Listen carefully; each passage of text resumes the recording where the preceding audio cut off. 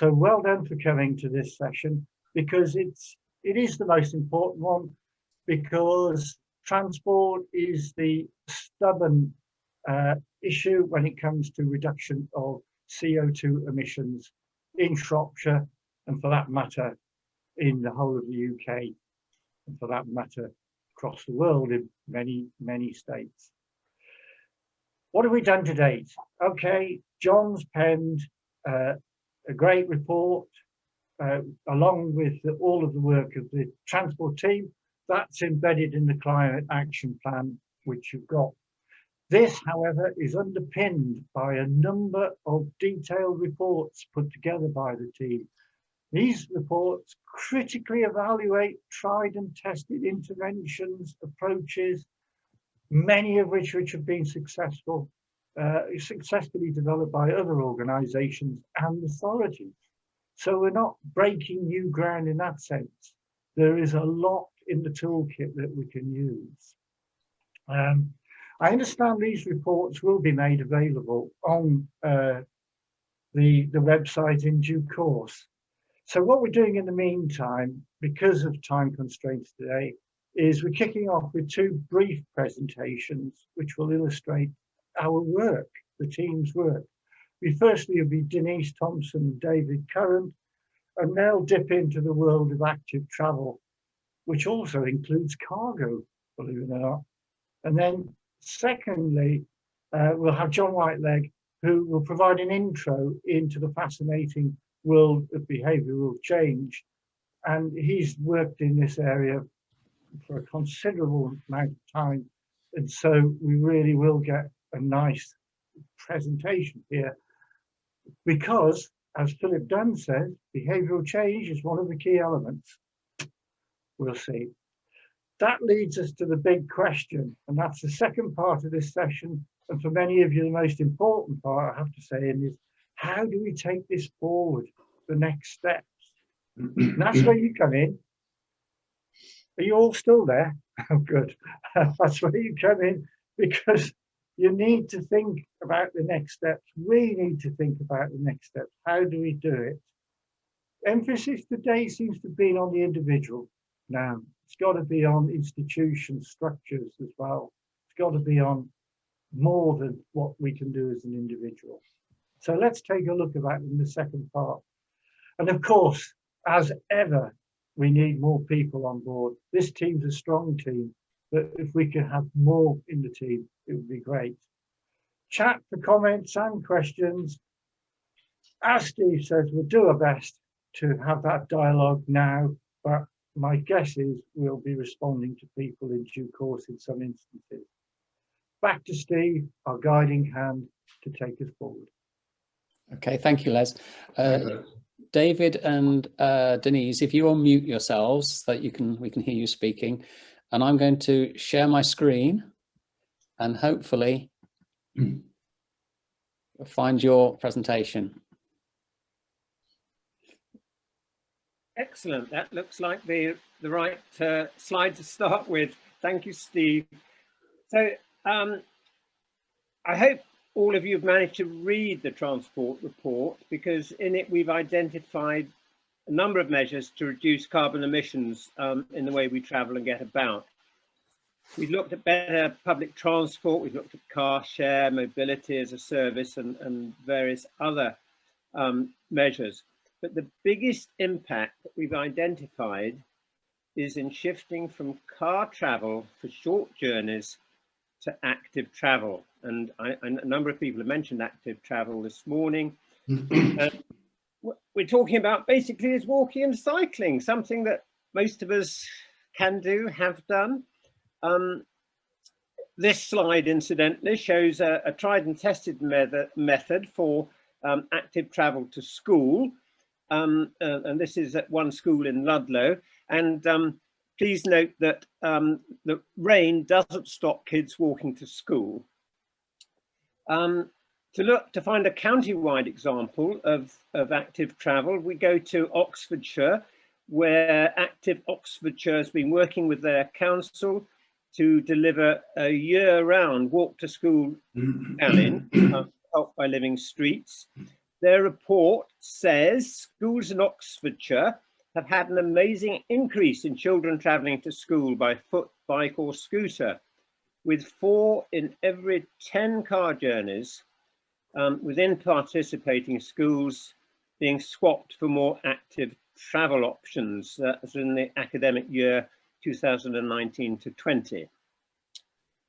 So the rest of this short presentation illustrates how active travel has already been used effectively to move away from using the car as the accepted choice and to asking the question to you to start thinking about how we initiate similar measures in South Shropshire. Next slide, please, Steve. Thank you. Lots of people walking. Walking's been a big winner as a transport mode during COVID.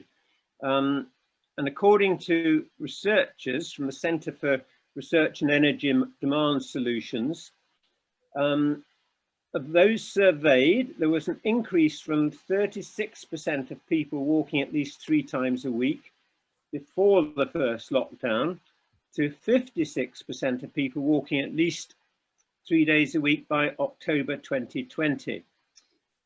The reasons this has happened during COVID are fairly obvious. There's been less traffic, less pollution, quieter streets, home working, and more opportunity for healthy exercise. So let's try and see how we can create similar conditions in South Shropshire as a norm. And there's various ways we can work on this. We can push for traffic-free town centres. The biggest winner is going to be mandatory 20-mile-an-hour speed limits in all our towns and villages. John managed to do this in Lancashire. Let's do it in Shropshire.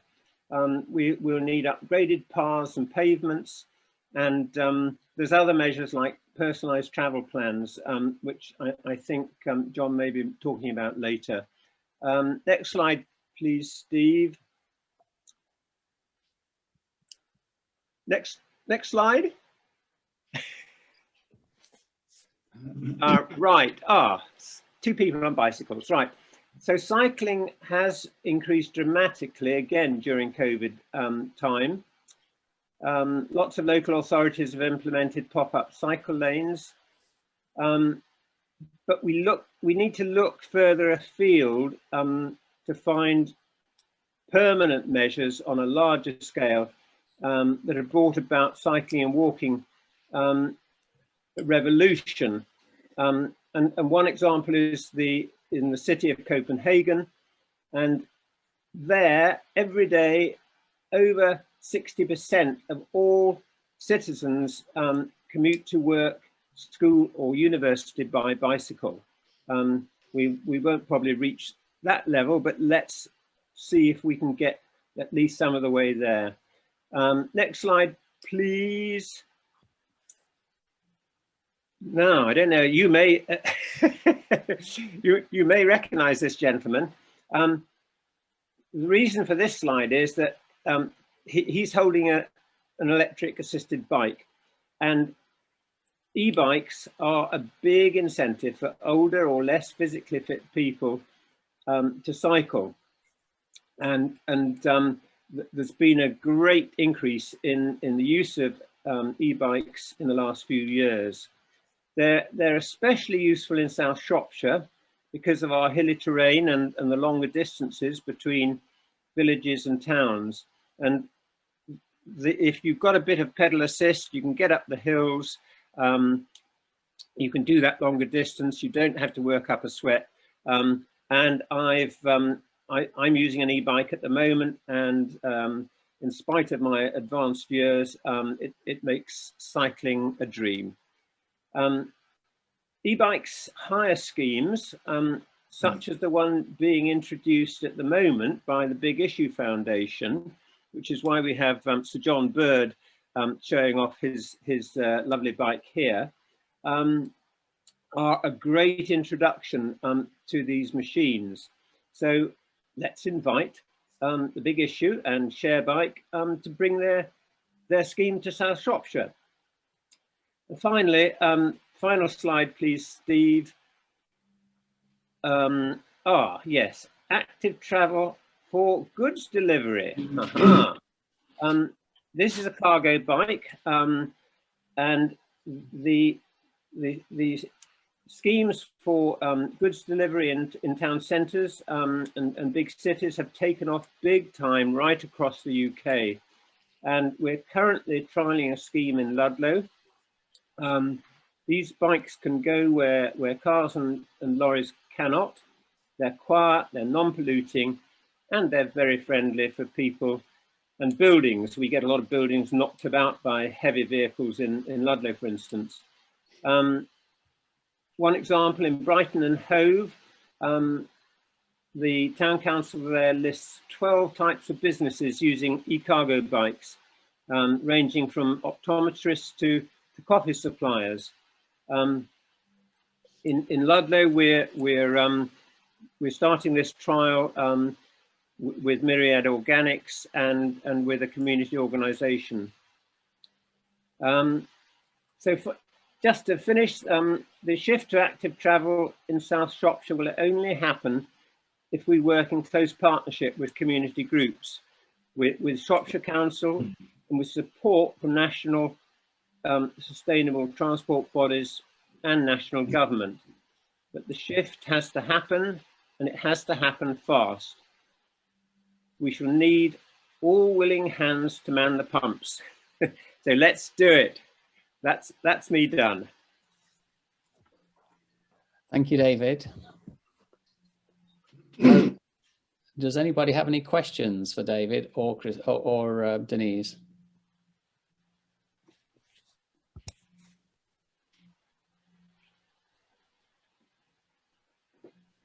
No?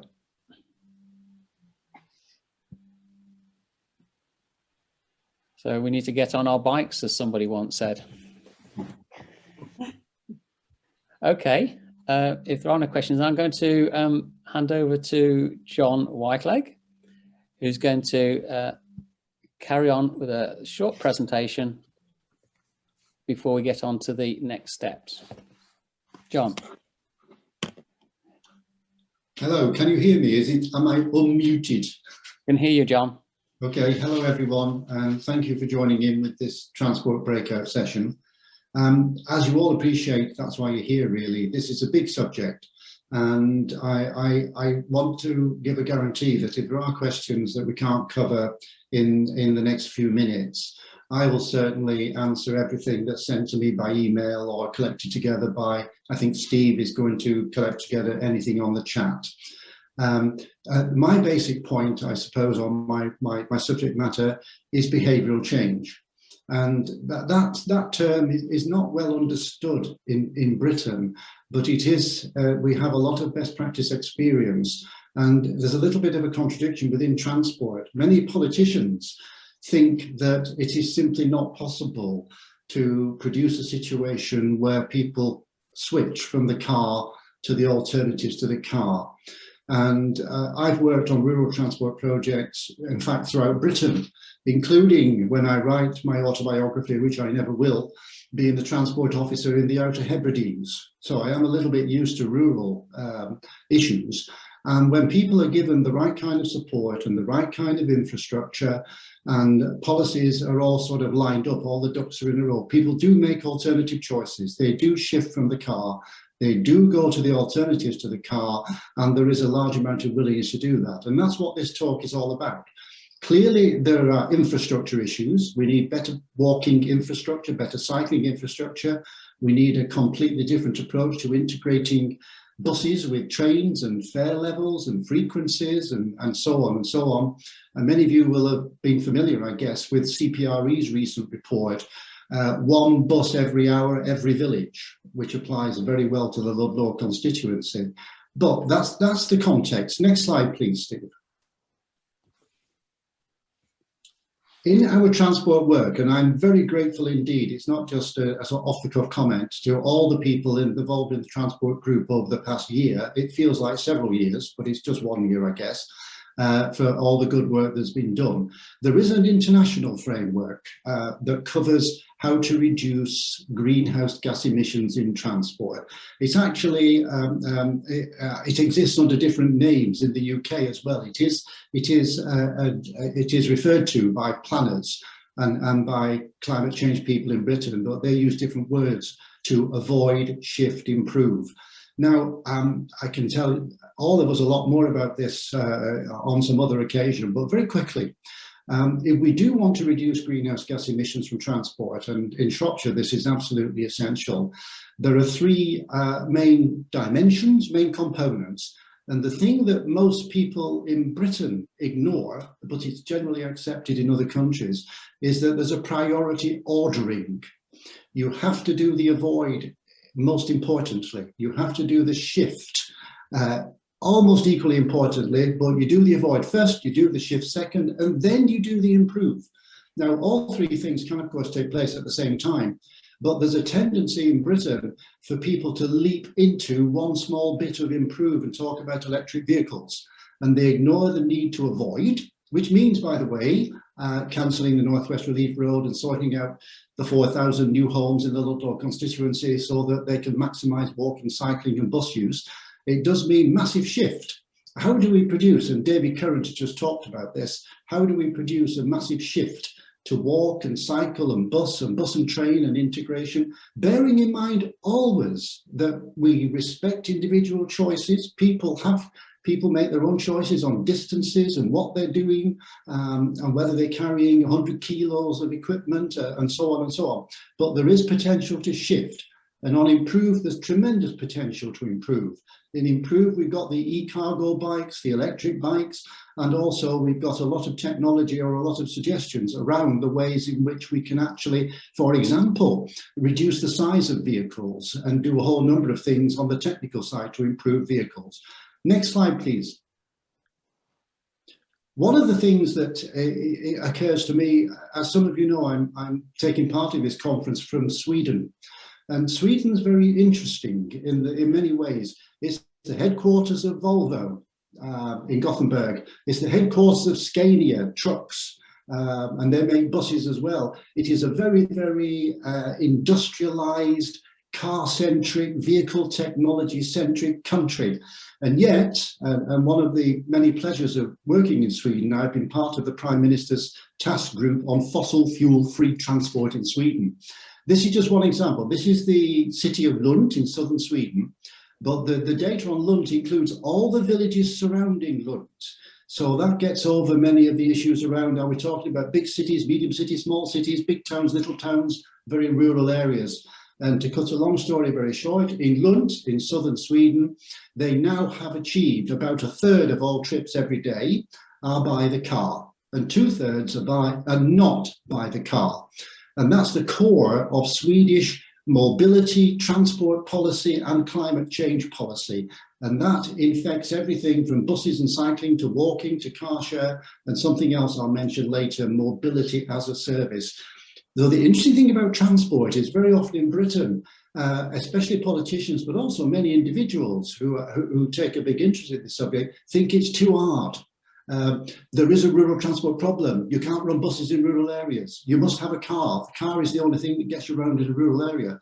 But if you're in rural Germany, rural Denmark, rural Sweden, the Netherlands, that's not the case. You can have a highly efficient set of alternatives to the car. Next, please.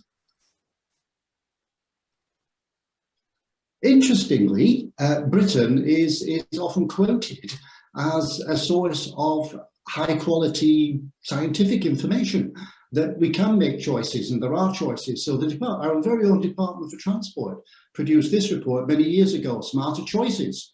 And it's basically doing the job that we in the transport group of the Ludlow Net Zero Carbon Project, this is basically what we've been talking about, making smarter choices. So it's not as if the subject matter of transport and the Ludlow project is unknown. We can make smarter choices and they're all listed and they're all evidence-based and they're all double-checked with actual practice. Next slide, please. There's a lot of data Now, data is tricky. A lot of people are, for good reason, suspicious of statistics and data. But if we're talking about alternatives to the car, we do need to have some kind of consideration for, well, what's the evidence? So, for example, in Britain, we have a lot of evidence on so-called workplace travel plans. You go and do a project with a large local authority, with a large hospital, with a large office block, with a business park, and I've done several of these myself.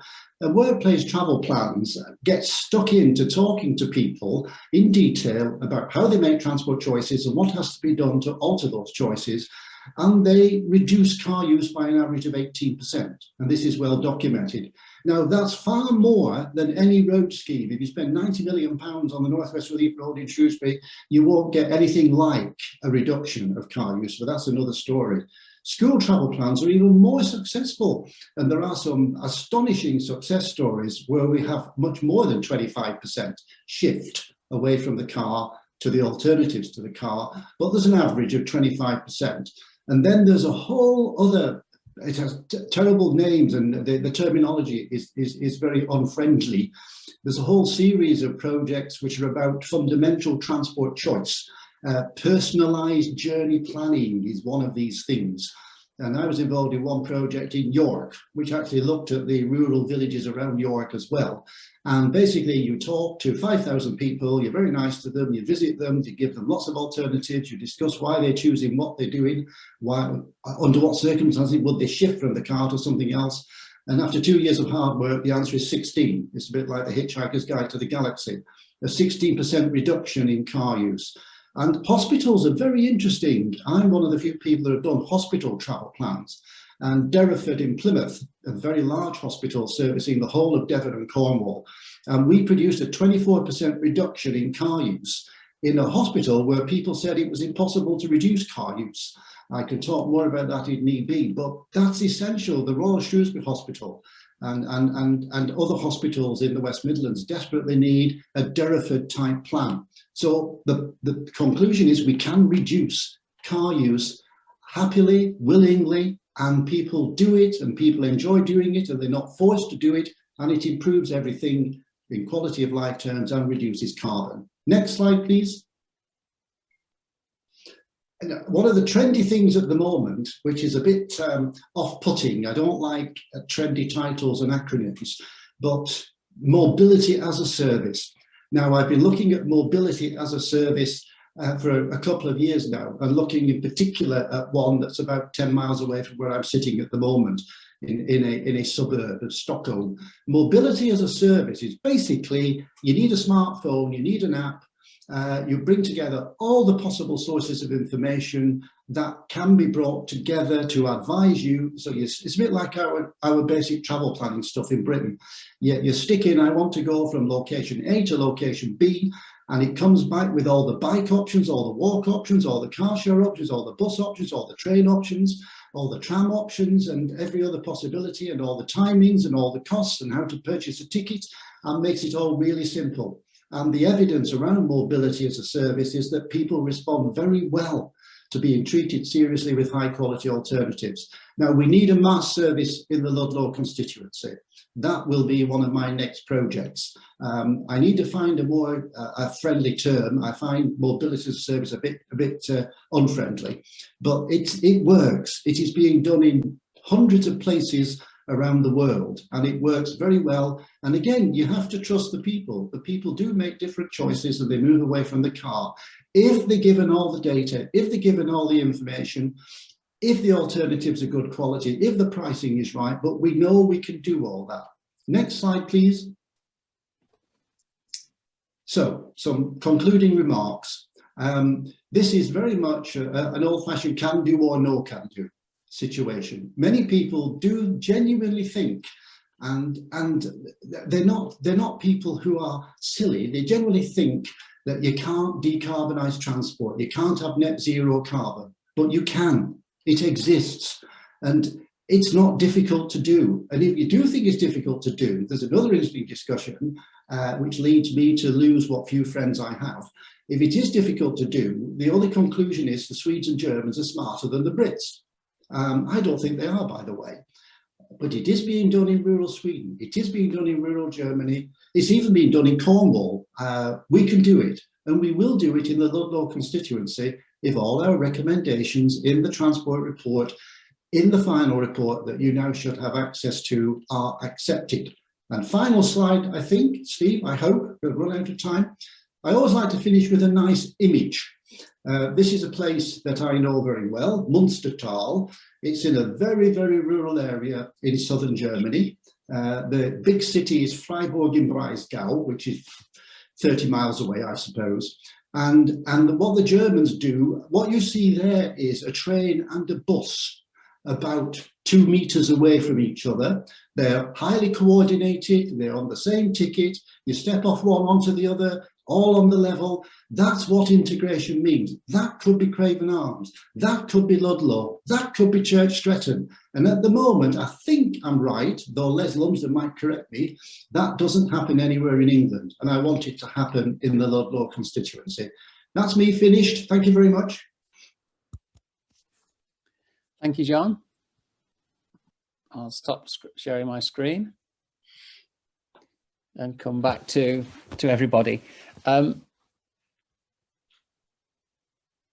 just one question from Stephen, actually, who I met earlier, who's in the Derbyshire Dales. Just very quickly, because I know what we really want to focus on today is next steps, and we were very keen to devote the bulk of our time as to where do we go from here, what do we do on Monday.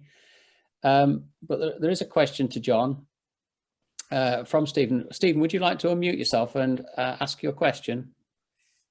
Hi there. Thanks, Steve. Hi, John. It's good to catch up with you again. And probably the expected question from me, really, given that I do lead a rail reinstatement campaign, is how this all links together in terms of the rail through Ludlow being optimised for last mile zero carbon, whatever that might be, for passengers, whether it's active travel or bicycle, and cargo, with the lovely pictures of cargo transport that we saw. I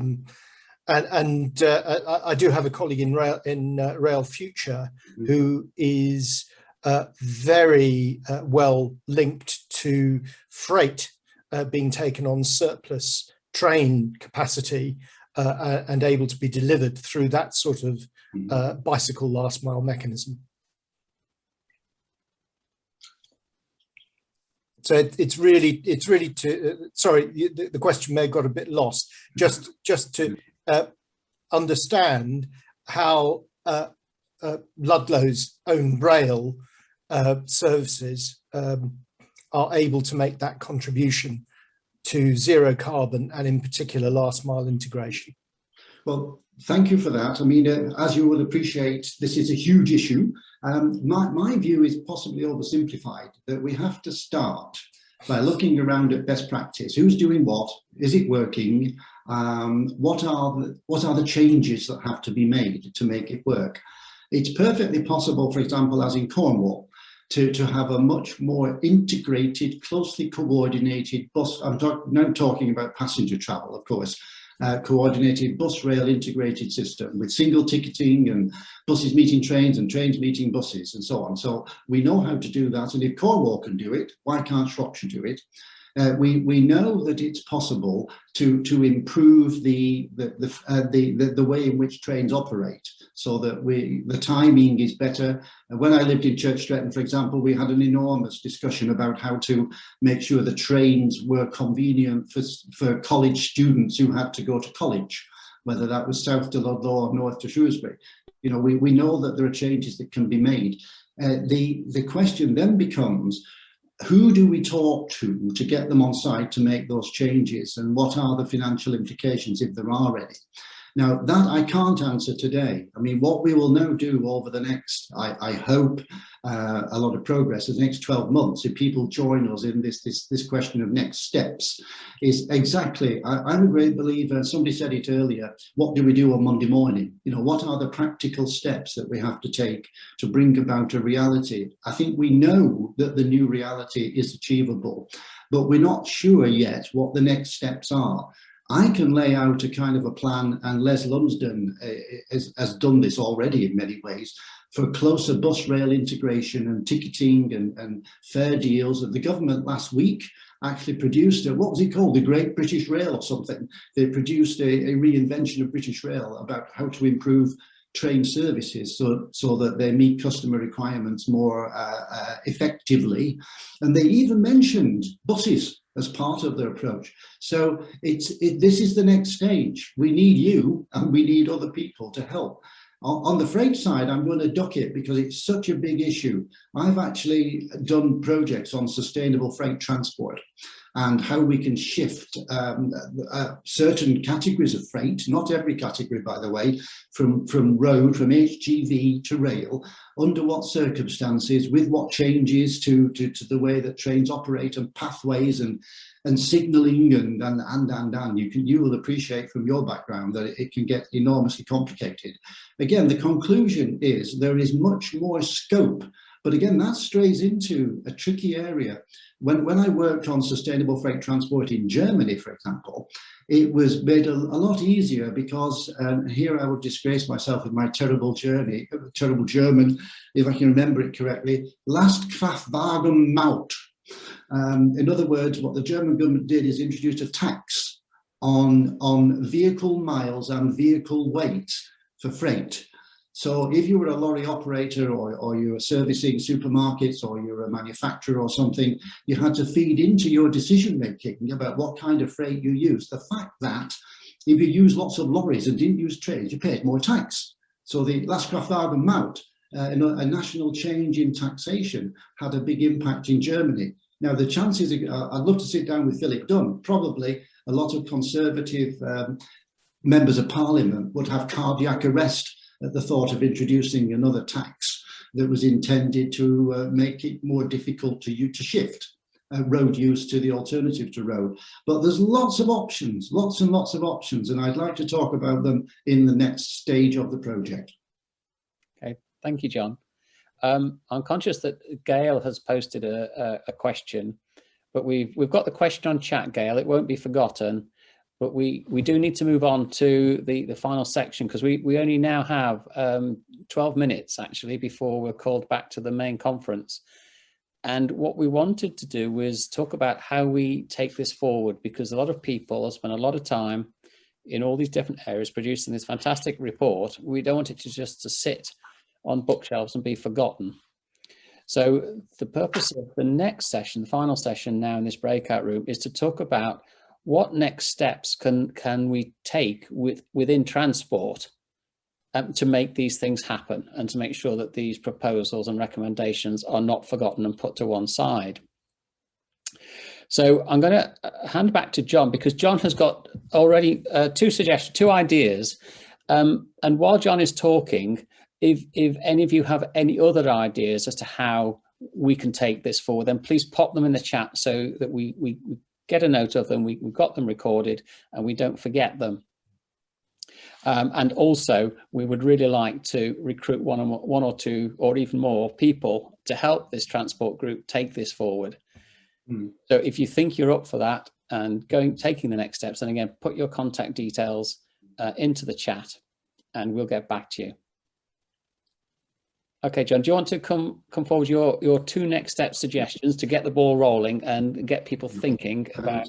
I'll be very brief so that, other people can get their ideas in. But one of the main outcomes that we're all hoping for from the breakout session is that it doesn't matter how many, 2, 3, 4, 5 people will come forward and say, this is very interesting, we want to help to set down the next steps so that we can help to make things happen. When I've given some thought to what should happen next, apart from dealing with exhaustion for the last 12 months, what should happen next is, first of all, there has to be some kind of reporting monitoring process. You know, we've given our transport report has got probably dozens of recommendations about practical, tangible things that should happen next. And the worst thing you can do with any report of that kind is just let it sit on a shelf and gather dust, and not revisit it, and not say, well, okay, who should be doing those things? How many of those things should be done by Shropshire Council? How many of those things should be done by Ludlow Town Council? How many of those things should be done by the Local Enterprise Partnership? How many of those things should be done by the NHS, and so on and so on? And then follow that up by actually asking people, well, what have you actually done, you know, on the 22nd? So in other words, a kind of a tracking, monitoring, report writing thing, not onerous, not a huge project, not demanding, but simply tracking what has been done. And then actually going back to people and say, well, actually, you haven't done very much, have you? Or maybe that's just utterly pessimistic, and we say, fantastic, you've done loads. So I think there has to be some tracking monitoring system, and that's one of my suggestions. And the other one is that people, it's a bit like Stephen's discussion just now. People often say to me, oh, all right then, but you know, you're talking about car share, but there isn't one where I live. What do I do? Where do I find one? What do I do? I think we need to set up a very low key in terms of, we can't do detailed research, but a low key advisory, a transport advisory service. So that if somebody says the buses from Bishop's Castle to Craven Arms train station are rubbish, what can I do about it? Or I'd like to join a car share club, but there isn't one. What can I do about it? Or I'm fed up of driving my kids to school. How can I influence the provision of a fully segregated, high quality cycle path from this residential? In other words, people will want advice. And between us on the transport group, and there are 3 or 4 or 5 of us who would do this, we can help people. So point 1 is holding feet to the fire, and point 2 is an advisory service to encourage people to actually get involved in shaping the kind of future that they want. Thank you, John. Just as an example of that, I was approached by somebody with a question: how can we get a cycle path built along the A49 below Leominster? And I won't go through the whole conversation, but basically it's ended up they're now in touch with Sustrans, who are now engaged with that with them. You know, so it's just pointing people in the right direction. It's not doing it for them, it's providing the advice and showing them where to go. And I think that's so important for people when they actually want to take some action but don't quite know where to start. Mm-hmm. Okay, so that's a couple of suggestions, and as I say, John has repeated the call for volunteers to step forward and help. Does anybody else have any further thoughts, any suggestions as to, come Monday, what do we do? Mike?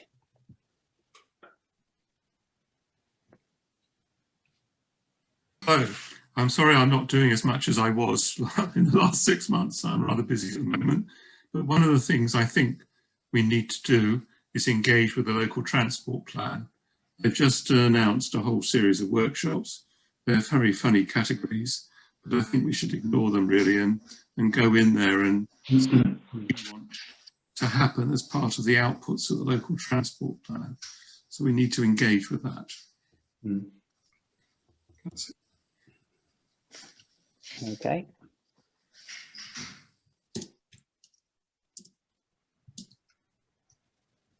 Denise, and then Les. Yeah, I was only going to say there have been a number of versions of the local transport plan, and the last one, 3, was never actually finished or published as far as I'm aware. What faith have we got that this one's going to actually result in any sort of, well, any sort of result at all? That's a good question. I mean, I'm perfectly happy to participate, and I've just said that. But, you know, is it going to be a total waste of time? We'll produce a very big report and then actually nothing happens. Mm-hmm. particularly with a council that seems hell-bent on going ahead with the Northwest Relief Road. I see actually on Monday, Shrewsbury Council Planning Committee is having an emergency meeting about the Northwest Relief Road, because as you know, they came out vehemently against it. And it seems absolutely incongruous that our county council should be proposing to go ahead with a project that had widespread condemnation. I mean, I think it was by far the largest number of objections to any consultation paper we've ever had in Shropshire, and where their county town is totally against it, and they're still going ahead. Enough said. Yeah. The only answer I can give to that is pressure, constant pressure to change. John, you have a response? Just a very quick point. I share Denise's thoughts fully. I have been through so many consultations and participations and LTPs and local plans and core strategies over the years. The majority of that has been a waste of time, right? So that's my starting point. But I'm with people like nice Mr. Wilberforce, who decided that slavery was a bad idea. It was a few years ago, of course, and worked very hard to abolish slavery. And he took the view that I'm just going to do this. It took him over 20 years. And he argued and argued and argued and argued and was knocked back and knocked back and knocked back and told it was rubbish and told that abolishing slavery would destroy the British economy and it was terrible and he was very bad and he was ignored. You know, there comes a point where you just have to kind of hold the line and carry on taking part in things and pointing out how to do things better and making links with public health and the economy. So in other words, take it a little bit out of the box in terms of, you know, standard transport stuff. You know, what we're advocating is an improvement in public health, an improvement in local economy, an improvement in retaining young people in the community. And we keep saying it over and over and over and over again. I don't in any way underestimate the difficulties. And I think the probability of this LTP4 being a waste of time is very, very high. But I booked into 3 slots and I'm going to take it seriously and I'm going to do it. And we just keep going around the circuit. Okay, there's a message to say we're going to be kicked out in less than 2 minutes. Oh, wow. Hang on, let me just shut that down. I'm just aware that Les had his hand up and Mark and Denise is waving frantically. Les, if you're quick. My point's been made. Okay, fine. Mark? Yes, I want to welcome this report and the actions that you're advocating. I suggest that it would be ideal if the whole membership of Shropshire Council was to hear a briefing on it, and with the new climate change officer and so on, could be proposed, and I think a lot of it's very relevant to the whole county as well, by the way, not just Ludlow. So could we propose to present it to the assembled council? Steve, all I was going to say was we haven't got 20 years. You know, I do understand what John's saying, but come on, it's got to happen a lot sooner than that. Yeah. It does. But I had a brief conversation and I'll keep it brief. I just believe there are tipping points, not just in climate, but in society. And I think we will reach a tipping point where the need and the people's views on this will just push so far, so quickly that it will happen. We just have to keep pushing till we tip enough people and then it will take place. Yeah.